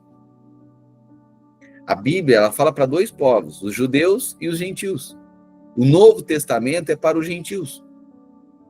O Velho Testamento para os judeus. Antes de Cristo, era a lei de Moisés. Após Cristo, agora é tudo que Jesus ensinou. Jesus ensina para aqueles que não são gentios. O evangelho agora será acessado e acessível para aqueles que não são judeus, perdão. Não são judeus, são gentios. Então tem muita coisa que a gente está lendo aqui, meu Deus, Senaqueribe, e nações, e Sião, e gente, o que é isso? Isso tudo é símbolo para os judeus, porque Deus tinha um projeto, um plano com os judeus, com a descendência de Abraão, mas eles desprezaram, é isso que a gente está vendo aqui. Eles desprezaram essa relação, eles abandonaram o Senhor, e por conta disso, o Senhor disse, então eu vou fazer um outro povo, através do renovo, através do broto, do toco dessa árvore. Eu vou levar Israel a nada, vai restar meia dúzia de gente, mas um desses, o remanescente, a partir dele, eu farei uma nova árvore, uma nova nação. Quem é esse? Cristo. A partir de Cristo, uma nova árvore, um novo povo, somos nós, os gentios. Okay? Então tem muita coisa que a gente está lendo aqui, parece uma leitura muito carregada e tal, que é porque a gente desconhece, a gente não é judeu, então tem muita coisa que não faz sentido para nós. Mas profeticamente, quando a gente olha agora com olhos espirituais, a gente está vendo que fala a respeito do tempo do fim. Esse mundo, esse império aqui, os nossos inimigos que hoje eles estão vencendo, né, e Satanás que está governando e vence contra muitos de nós, e nós estamos aqui nesse sistema, nesse mundo caído, oprimido, complexo, é como os assírios, é no tempo que os assírios estavam vencendo sobre Israel e Jerusalém, ok? Mas a profecia diz que um dia Deus enviaria aquele que iria redimir, iria vingar toda a maldade que foi feita na terra, ou seja, Satanás, império de Satanás, que hoje subjuga, que hoje vence contra muitos, causa essa opressão no mundo, chegará o dia que o Senhor virá em glória. Ele já veio há 2000 anos atrás, isso tudo já está pronto, já está vencido, mas ele vai estabelecer, isso vai se consumar, quando Jesus vier, estabelecer o seu reino aqui na terra. Está muito próximo disso acontecer. Então, profeticamente, simboliza isso. Uma vez que a gente olha para a palavra de Deus, a gente lê a palavra de Deus, agora com olhos espirituais, a gente está percebendo que tem muito contexto aqui que a gente não entende, né? Mas o Espírito, a profecia, agora a gente recebe no nosso coração. Ok? Então, é uma parte de uma leitura um pouco mais carregada, né? Mas agora ela está finalizando toda essa denúncia. A partir do capítulo 40 de Isaías, existe uma mensagem de esperança profética. Ok? Por quê? Até o capítulo 40 é Deus avisando o povo do que vai acontecer. A partir do capítulo 40 até o 66, é Deus dando uma mensagem de esperança agora, porque ele vai redimir o seu povo. É a promessa de Jesus vir em glória, estabelecer o seu reino aqui na terra. Amém? É uma esperança para todos nós. É isso que aconteceu na nossa vida. Nós estávamos oprimidos por Satanás, mas agora um rei começou a governar nosso coração. E agora, a terra desolada vai se tornar fértil. Antes, uma terra seca vai voltar a ter vida. Antes, tristeza, opressão, depressão e falta de esperança. Agora, alegria, esperança, contentamento, satisfação. Uma mensagem de descanso, uma posição de descanso no nosso coração. Esse é o Evangelho. Amém? Amanhã vamos voltar então a partir do capítulo 35, ok? E aí tem mais um dia de denúncia aqui, né? Esses capítulos de denúncia profética. E aí a gente começa a ver a redenção. Amém? Jesus, te agradecemos pela tua palavra. A palavra que declara que a nossa força está no teu descanso. Ó Deus, abre os olhos do nosso entendimento hoje e queime no nosso coração. A nossa força está no teu descanso. O Senhor estava dizendo para o povo, a força de vocês não são em vocês pegarem, montarem cavalos e darem contra os inimigos. O máximo que vocês vão receber, se vocês fizerem na força de vocês, será ver os inimigos correndo atrás de vocês. Por quê? Porque não são os seus cavalos, não é a sua maneira de resolver os problemas que os livrará do problema.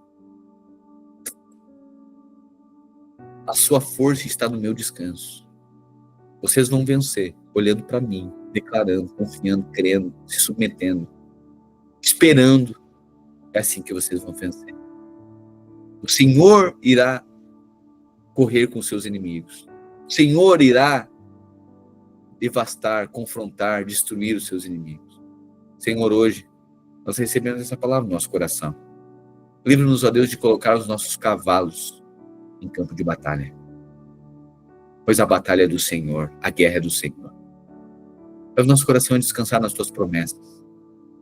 Entender, ó Deus, que o livramento, que as portas que são abertas, não é por conta da nossa força, é por conta do teu favor. Livra-nos, ó Deus, de tentarmos mudar pessoas pela força. Não é assim que venceremos. Venceremos, ó Deus, descansando na tua promessa, descansando na tua verdade, descansando naquilo que o Senhor falou. Livra-nos, ó Deus, de tentarmos fazer por merecer. Não é assim. Nós venceremos crendo.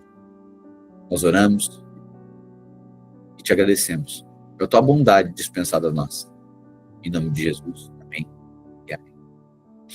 Amém, queridos. Grato por você estar aqui em mais um devocional. A gente já chegou aí no nosso aplicativo. Acredito que... Vamos lá. 59% já da Bíblia já está lida. Viu? Estamos chegando em 60% da Bíblia lida. Amanhã eu acho que a gente bate 60%. Tem mais 40% aí. Amém? E está sendo redentivo, inspirador, claro, né? Como toda leitura, em determinado momento é carregada. E nós vivemos uma cultura que a gente não valoriza muito o ensino, né? A gente gosta da coisa pronta, né? Diz o que eu tenho que fazer. Melhor a gente pegar um caldo quinoa aí, botar uns milhos junto, fazer um trabalho aí, né? Do que a gente meditar, aprofundar. Eu estava falando sobre isso, né? Como a tendência das pessoas é buscar uma religião, né? Era isso que o povo estava fazendo, né? O povo de Israel. Eles faziam uns trabalhos lá, faziam umas idolatrias lá e achavam que era isso que Deus queria. Não, Deus quer a relação, só que a relação é mais profunda. Fazer conversa é mais desafiador, sim ou não? É mais desafiador relacionar, não é? Pois é, mas é a melhor expressão de quem Cristo é, relação. Então aqui, as palavras, a gente gosta, né? É muito mais fácil, a gente vai ali, dá uma ou duas instruções, ensina a fazer umas orações fortes, e ok, e é isso que vai te abençoar. E não é assim. Né? As palavras, a gente gosta de palavra fácil, né? Pois é, mas Jesus falava em parábolas. Os religiosos não entenderam nada. Você acha que era fácil a pregação de Jesus? Pois é, mas quem é que entendia? Só os simples de coração. Os que acham que entendiam Deus foram confundidos. Quem tinha um coração disposto, era muito simples de compreender. Eles ficavam meditando naquilo que Jesus falou. Os religiosos queriam a performance da letra, mas Jesus deu a simplicidade do espírito. Então, às vezes, a gente quer, né? A gente vai ler a palavra e diz, é muito complexo, muito complexo. É só porque a gente é religioso, a gente quer a coisa pronta. A gente não quer contemplar, não quer estudar. Né? A gente também veio de uma cultura que nos formou o quê? Analfabetos funcionais. Por isso que tem muita coisa que é difícil de a gente entender. Frases, contextos, interpretação. Sabe aquelas interpretações de texto? É o quê? Revelação. Na escola, a gente aprendeu, mas aprendeu pouco. Então, a gente foi treinado numa cultura que não... Imagina, gente, hoje para reprovar tem que fazer força para reprovar. Na minha época tinha que fazer força para aprovar, né? Agora tem que fazer força para reprovar. Bem na nossa vez, né? O difícil era na nossa vez, agora está liberado. E a gente vive o quê? O analfabetismo funcional, porque as pessoas lê a coisa, mas não estão entendendo. Está falando pedra viva, daí a pessoa pensa que é uma pedra caminhando, correndo. Gente do céu. Por quê? Porque não discerne. As coisas do Senhor são no Espírito. Precisa meditar, precisa contemplar, precisa tirar o entendimento, mas a gente não quer passar por isso. Né? Então, por muito tempo, né, talvez, imagina, a gente que não lê um livro, agora está lendo a Bíblia. É loucura isso, isso é o Evangelho. Isso é a redenção. Sabe? E muitos irmãos concluindo os estudos, né, nos últimos anos, né, através dos cursos, seminários, corajados vão lá, conclui, sabe? É claro, isso sobre sua vida, vai lá, conclui ensino médio, conclui ensino fundamental, conclui. Interessante, algumas pessoas acham que os crentes são ignorantes. O crente é o povo que mais lê no Brasil. Aí eu digo, quanto livro você lê? São poucos. Imagina como é que estão os outros. Né? Esse ano você já pode falar uma coisa. Aqui, daqui 2 meses, ou 1 mês e pouco, você já pode falar uma coisa. Eu li 66 livros. É porque a Bíblia tem 66 livros. São vários livros, né? É um livro, são 66. Né? Aí você diz, eu já li, como é que foi esse ano? Não sei, já li 66. É bem verdade que tem livro que é só uma página, né? Mas grandes coisas, é um livro. Se Deus está falando que é. 66 discernidos, Carolina. É isso mesmo. Né? Aleluia. Eu li, né, mas discernir, imagina, li 66, discernir uns 30, aleluia. Discernir todos, aleluia. Porque às vezes a gente leu 70 e não discerniu um, né? É um grande problema. Mas glória a Deus, sabe, o evangelho é redentivo demais. Pedagógico, redentivo, inspirativo, né? Tá ensinando, olha só quanta cultura, a palavra de Deus, a gente aprendendo contexto, formas, falas, frases, fazendo leitura, abrindo os nossos olhos espirituais, é lindo demais, essa é a vida com Deus. Né? E aí, como a gente era gentil, a gente não se importava com nada disso e tal, e tocando na vida, cegos de entendimento. Mas está saindo a luz. E ele está colocando caminhos em lugares desertos. E está vendo vida em lugares que antes estavam desolados. Olha só, Elisânia, ano passado foi a primeira vez que li a Bíblia toda em 5 meses, né? Só Jesus. É isso aí. Aleluia. Tá vendo? Quantos irmãos vai aí, cristãos, nunca leram a Bíblia? Nunca leram toda a Bíblia.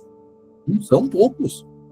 Né? Claro, que eu entendo também o contexto tal, que muitas vezes precisa aqui talvez de um acompanhamento para buscar interpretação.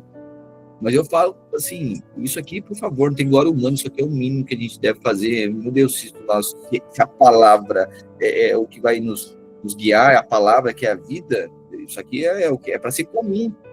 Mas parece que a gente está fazendo algo extraordinário, né? Tantos irmãos têm dito, meu Deus, nunca ninguém fez isso, nunca. Deve ser a coisa mais básica.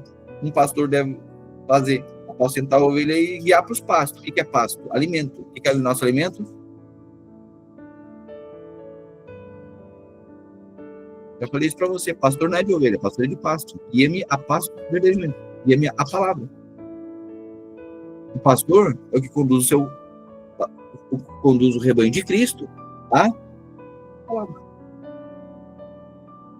Mas não, será? Não sei, acho que fazer outras coisas é mais importante do que isso.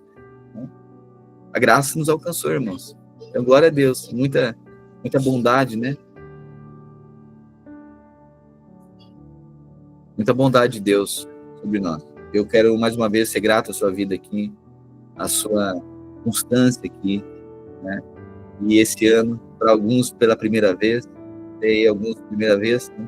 Você vai ler, tem alguns primeiros cristãos há bastante tempo, mas é a primeira vez. E para outros que estão chegando agora, eu falo, você está nascendo com dente já. Você tem 6 meses de crente, leu toda a Bíblia, tem gente que passou 20 anos e nunca leu, é verdade. Mas você é da Rema, você é da palavra revelada. Rema é palavra revelada. Você teve revelação, bondade de Deus, aleluia, nasceu com dente. Imagina, se os 6 meses está assim, imagina você daqui a alguns anos, não entendendo mais Deus, mas conhecendo mais quem Ele é. Que alegria ser seu irmão em Cristo Jesus. Tá? Me alegro muito e sou muito contente. Pode saber que tem irmãos aqui, e eu sei que não são 15 minutos, né? Às vezes passa 25, um pouquinho, meia hora. Às vezes passa um pouquinho mais, 45, só às vezes, só de vez em quando. Mas vamos lá, é melhor fazer 30 sem entendimento ou 1h30 com discernimento? Prefiro isso, a gente pagar preço junto aqui, mas discernir. Amém? Grato pela sua vida. Feliz Páscoa. Hoje é o símbolo, só o símbolo de que muitos anos atrás, hoje é a sexta-feira, né? É a morte, é a entrega, é o sacrifício. Mas lembrando que a gente não para na sexta. Nossa vida é de domingos. Amém? Para os judeus era o sábado. Para os cristãos é o domingo. Para os judeus, o descanso era o sábado. Mas para nós, o nosso descanso é no domingo. Porque no domingo, bem cedo, Maria foi lá. Onde é que ele está? A tumba aberta, o túmulo vazio. E o anjo sentado à beira do túmulo disse: o que tu procuras, Maria? Ele disse: eu procuro meu mestre. O anjo diz: ele não está aqui. Ele ressuscitou. Ele venceu a morte para te dar vida. Ele levou sobre si as enfermidades, a morte que rondava a tua casa seria destruída, teus filhos. É isso o destino de todos os pecadores. Mas ele veio e venceu a morte em seu lugar. E porque ele vive, você pode crer no amanhã. Amém? Mais uma vez, comemore a Páscoa redentiva. No André, achei lindo, viu? Tem a cesta aí para mostrar, para inspirar-nos? Olha só. Mostra aí. Os irmãos estão colocando aí o sangue nos umbrais, né, na porta. Agora os vizinhos estão apavorados, os coelhos estão correndo. Ei, os crentes chegaram. Ninguém está entendendo nada. Aleluia. Páscoa redentiva. Olha só, irmão André, a gente está fazendo isso, né? Vai convidar pessoas para fazer uma Páscoa redentiva. Olha só, preparou uma cesta, fez uma carta para conhecidos vizinhos, não sei. Olha aí. A Páscoa, vai entregar a Páscoa. O vinho e o pão. A Liliane fez um pão. Olha aí. Aí está o pão. Olha aí a cruz. Tem um pão ali. A cruz. Olha aí o pão. Aleluia. Aleluia. Um cartão. Colocou um suco de uva. Aleluia. Que é o sangue de Cristo. Ele vai dar esse presente. Dizer, sabe o que é isso aqui? É símbolo de quem Jesus é. Aí dá lá de presente. Uma mensagem ali, vai lá, outros vão convidar para uma janta, né? Vão fazer uma janta, leva rúcula. Gosta de rúcula? Não, ninguém gosta, né? Pois é, esse era o nosso passado, a gente não gostava do nosso passado, mas tinha o sabor de rúcula. Mas hoje tem sabor de mel, porque a terra de Canaã manda leite e mel. Aleluia!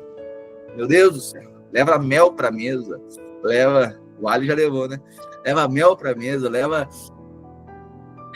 a rúcula para a mesa, leva o pão, né? E disse: essa é a Páscoa, feliz Páscoa. Amém? Alguns aí podem mostrar a porta da sua casa? Deixa eu ver o coelhão aí na frente. Vai.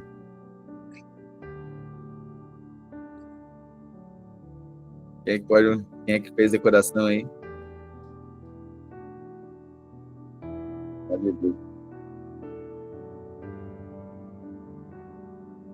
Abre o microfone e fala aí também, porque a gente é audiovisual.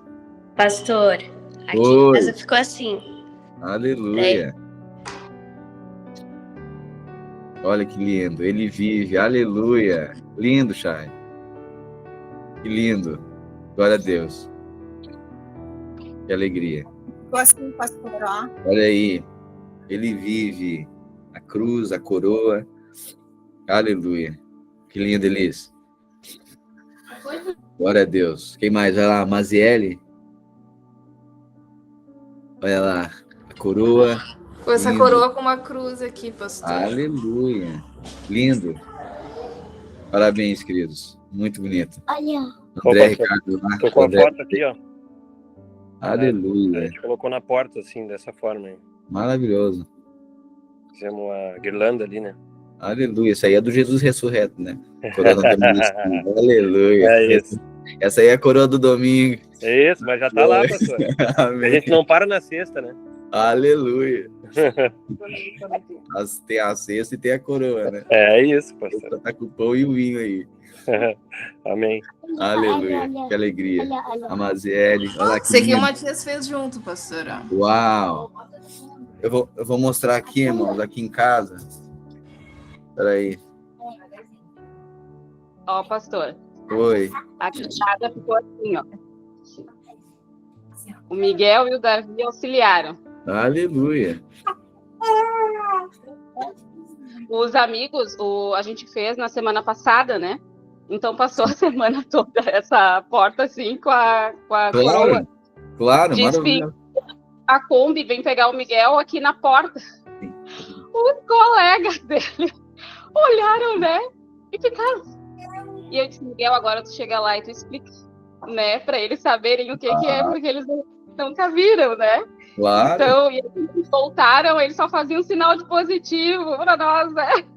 Que joia, Coisa querido. mais bonita. Isso aí é pedagógico, tá vendo? As crianças já têm assunto, já vão falar. Aleluia. E olha, eu indico aqui para se você é o unigênito ou primogênito, se você é primogênito, é bom você ajudar a fazer, tá?